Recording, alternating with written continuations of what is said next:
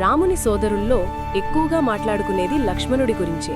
శత్రుఘ్నుడి పేరు అరుదుగా వినిపిస్తుంది. వారిలో అత్యల్పంగా ప్రస్తావించబడేది మాత్రం భరతుడినే. కాని భరతుడి కోసం శ్రీరాముడి హృదయంలో ఎప్పటికీ ఒక ప్రత్యేక స్థానం ఉంది.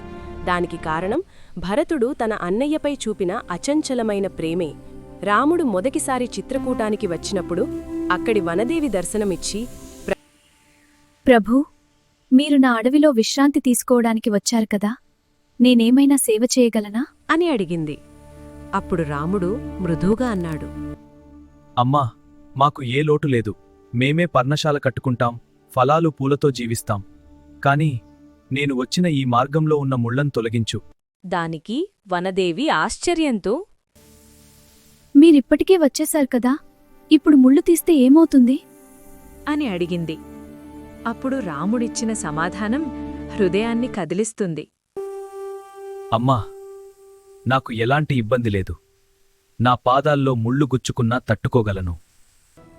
కాని నన్ను వెతుక్కుంటూ నా తమ్ముడు భరతుడు ఇదే దారిలో వస్తాడు.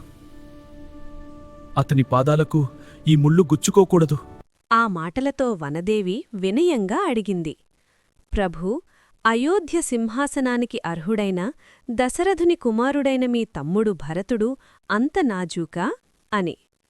అప్పుడు రాముడు చిరునవ్వుతో సమాధానమిచ్చాడు, కాదమ్మా, భరతుడు వజ్రం లాంటివాడు. అతని ఛాతికి తాకితే ఇంద్రుని వజ్రమే విరిగిపోతుంది. ఈ ముళ్ళు అతన్ని ఏమీ చేయలేవు. అయితే ముళ్ళు ఎందుకు తొలగించమంటున్నారు అంది వనదేవత. అప్పుడు రాముడు భావోద్వేగంతో చెప్పాడు, సమస్య అతని పాదాల్లో కాదమ్మా, అతని హృదయంలో ఉంది.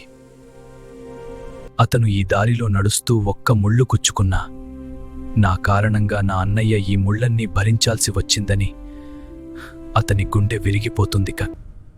అందుకే భరతుడు చెప్పులు లేకుండా నడిచినా అతని దారిలో ఒక్క ముళ్ళు కూడా ఉండకూడదు.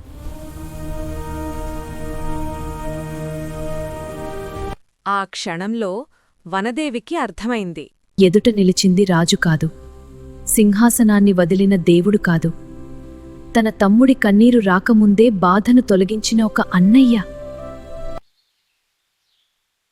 ఇలాంటి మరిన్ని ఆధ్యాత్మిక వీడియోల కోసం లైక్, షేర్, సబ్స్క్రైబ్ చేయండి. ధన్యవాదాలు.